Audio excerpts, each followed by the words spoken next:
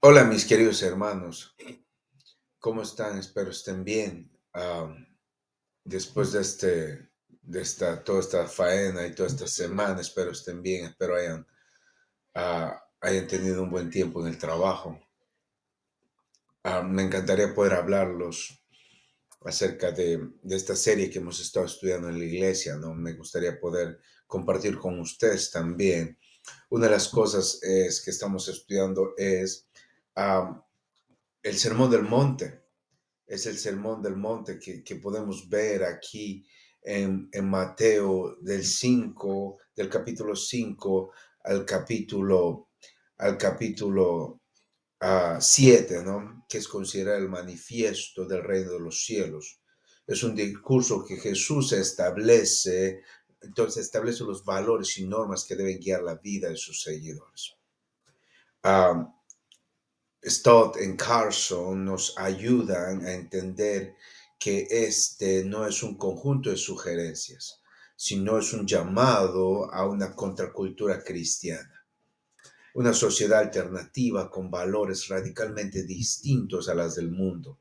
En primer versículo vemos que en Mateo 5 Jesús se sienta en el monte para instruir y en la multitud y sus discípulos usando su autoridad como maestro para inaugurar este reino.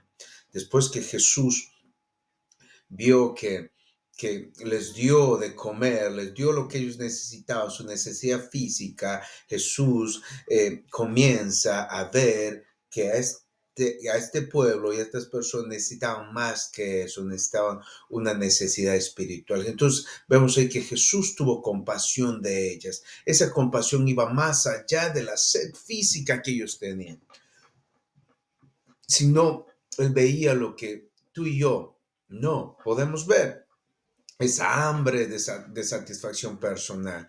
Él veía personas que parecían ovejas sin pastor, personas rotas que buscaban la felicidad en lugares equivocados. Entonces viene esta palabra que es bienaventurados, que en otras palabras viene del griego Makarios, quien en plural es Makarios, que en la tradición inglesa se le llama bienaventuranzas o de modo de su transliteración al latín, que es beatus, que significa feliz, dichoso, afortunado, floreciente. Entonces, un término literario más técnico que bienaventurado es macarismo. Entonces, vemos aquí que esta palabra del manifiesto de las bienaventuradas se refiere a la fidelidad. Ok, entonces no se refiere a la fidelidad superficial, sino a una profunda bendición que Dios otorga a aquellos que la aprueban. Es una invitación a un cambio radical de una perspectiva diferente. Jesús bendice a quienes el mundo normalmente desprecia. Entonces, una pregunta que yo podría hacerlos a ustedes es, cuando Jesús comienza con una frase que parece contradecir la lógica humana, Él dice, bienaventurados los pobres de espíritu, porque de ellos es el reino de los cielos. ¿Qué significa exactamente ser pobre de espíritu? ¿Se trata de una condición material o de una mentalidad? Y en última instancia, ¿qué exige Dios de nosotros para que podamos cumplir con esa bienaventuranza y entrar en su reino? Entonces, mientras vamos desarrollando este tema, nos preguntamos eso. Entonces, la pregunta es, ¿qué significa ser pobre de espíritu? Como mencioné al principio, Jesús, de saciar las necesidades físicas, él vio que verdaderamente lo que ellos necesitaban era una transformación interna. Él necesitaba saciar sus necesidades espirituales.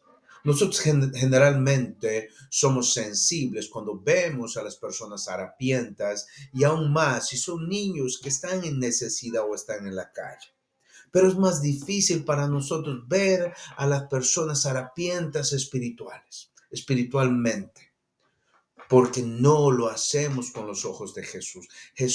Debemos pedir a Dios que nos permita ver con la necesidad espiritual de las personas. Podemos ayudar a saciar el hambre físico, sí, pero nos olvidamos de la comida espiritual. Siempre estamos pendientes de qué es lo que vamos a comer hoy o qué es lo que comeremos mañana, pero nos olvidamos que así como respiramos, que así como comemos, nuestra necesidad espiritual es sumamente importante. Jesús, cuando vio a las multitudes, tuvo compasión de ellas. Él tenía tenía la habilidad de ver a las multitudes sin perder de vista al individuo, o de ver al individuo sin perder de vista a las multitudes. Nosotros no somos así. Cuando nosotros nos enfocamos en la persona, nos olvidamos de los demás y de las multitudes. Y cuando nos enfocamos en las multitudes, nos impresionamos y nos olvidamos de las personas. Jesús no era así. Jesús, cuando se enfocó en una persona, las multitudes eran ministradas. Los comentaristas como Stott y Carson nos explican que esta pobreza no es material. Como habla Lucas 6:20, dice, bienaventurados los pobres. Pero la precisión de Mateo 5 dice en espíritu. Aclara que se trata de una condición espiritual. No se refiere a la indigencia económica ni a la falta de conocimiento, sino a un estado del corazón que es fundamentalmente todas las demás bienaventuranzas. Pero entonces, ¿qué es la pobreza de espíritu? Lucas 18 del 9 al 14, vemos ahí a unos que confiaban en sí mismos como justos y menospreciaban a los demás. Dijo también esta parábola. Digo, el verso 10 dice, dos hombres subieron al templo a orar. Uno era fariseo y el otro era cobrador de impuestos.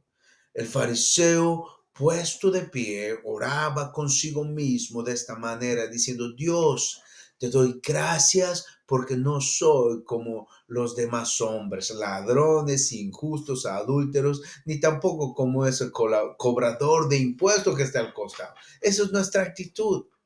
No soy como el vecino.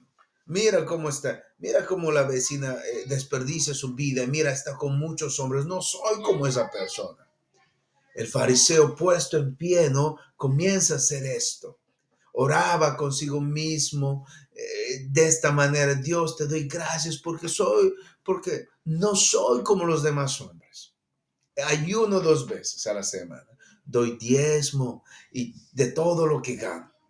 Mas el cobrador de impuestos de pie y bastante distante no quería ni alzar la cabeza ni los ojos al cielo, sino que se golpeaba el pecho diciendo, Dios, sé propicio a mi pecador. Y os digo que este descendió a su casa justificado más bien, más que al otro, porque cualquiera que se enaltece será humillado y el que se humilla será enaltecido. Entonces, quién es un pobre de espíritu? Es el reconocimiento de nuestra bancarrota espiritual. Como señala John Stott, no es una humildad fingida, sino la admisión honesta de nuestra indignidad ante Dios. Es el conocimiento de ser, la conciencia de ser pecador, que no tiene méritos propios ni nada que ofrecer para ganar el favor divino. Esta es la actitud de este publicano en el templo, que se postró y oró, Dios, sé propicio a mi pecador. Mis queridos hermanos, esto tiene un respaldo bíblico en el Antiguo Testamento. Cuando hablan los pobres del Señor eran aquellos que en su necesidad y opresión ponían fe y esperanza únicamente en Dios. Isaías profetizó que el Mesías daría buenas nuevas a los pobres. Isaías 61:1, Jesús cumple esta profecía al inaugurar su reino con una bendición para los que se humillan y reconocen que están completamente vacíos espirituales. ¿Qué requiere Dios de mí? Ser pobre en espíritu no es algo que podamos producir por nosotros mismos. Es el primer paso hacia el arrepentimiento genuino. Requiere tres cosas fundamentales, mis queridos hermanos, y con eso terminamos. Reconocer nuestra incapacidad. Es admitir que no podemos alcanzar los estándares de justicia del reino de Dios por nuestros propios medios. El Sermón del Monte nos confronta con la imposibilidad de cumplir estos mandatos de una manera perfecta, llevándonos a la desesperación de saber que somos incapaces de salvarnos a nosotros mismos. Debemos vaciar nuestro orgullo. Debemos renunciar a nuestra propia justicia, mis queridos hermanos. El orgullo nos hace sentir que somos mejores que otras personas, pero la humildad que vemos en el publicano, Jesús se crea que el fariseo creía que con sus propios méritos él podía alcanzar el favor de Dios, mas el publicano, a un lado, a un corner, a una esquinita, ahí agachado, diciendo, ten misericordia de mí, pecado, porque soy un pecador. La pobreza en espíritu es el antídoto al orgullo mortal, ya que nos lleva a vaciarnos para que Dios pueda llevarnos con su gracia. Confiar totalmente en Dios, mis queridos hermanos. Al reconocer nuestra bancarrota espiritual, se nos abre la puerta a una dependencia total de Dios, como los niños pequeños que confían en sus padres para todo.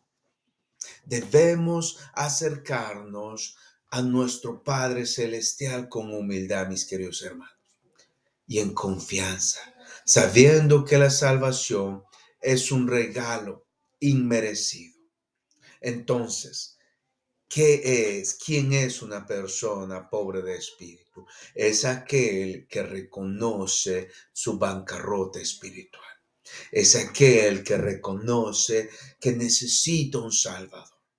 Es aquel que se da cuenta y toma conciencia de que por sus propios méritos él no puede alcanzar el favor de Dios, sino poniendo su confianza en él. La vida cristiana, mis queridos hermanos, no empieza con la autosuficiencia, sino con la humildad. Pregúntate hoy, ¿estoy dispuesto a dejar a un lado mi orgullo y mis pretensiones de autosuficiencia? Me he vaciado de mi propia justicia para que el reino de Dios pueda ser mío. Seamos honestos con nosotros mismos y con Dios. La pobreza de espíritu nos libera del peso de la autojustificación y nos da la libertad de vivir bajo la autoridad que importa, la de nuestro Padre Celestial. Él nos da la humildad para reconocer nuestra necesidad, donde hallaremos el mayor consuelo, porque el reino de los cielos pertenece a aquellos que no tienen nada que ofrecer, excepto un corazón rendido a su Salvador. Así que yo te animo en este hermoso día a que rindas tu corazón delante de Dios y has tratado de todo. Y has intentado el amor humano, has intentado el amor del mundo, has intentado los placeres y todo lo demás, pero has llegado al final de tu día, en tu casa, ahí donde tú estás, que al final estás tan vacío como comenzaste. Pero el único quien puede llenar ese vacío es Jesús, si tú pones tu confianza en Él. Yo te animo a que lo hagas, en el nombre de Jesús. Amén. Así que ora en tu casa donde estás tú y dile a Jesús que Él sea tu Salvador. y acepta el mensaje de salvación, que Cristo murió por ti en la cruz del Calvario. Y ven a Él, acércate a Él, únete a una iglesia, únete a una persona donde Él pueda enseñarte la Biblia. O si quieres, puedes mandarme un texto, escribirme, como sea, ahí vamos a poder tratar de ayudarte. Dios te bendiga en el nombre de Jesús.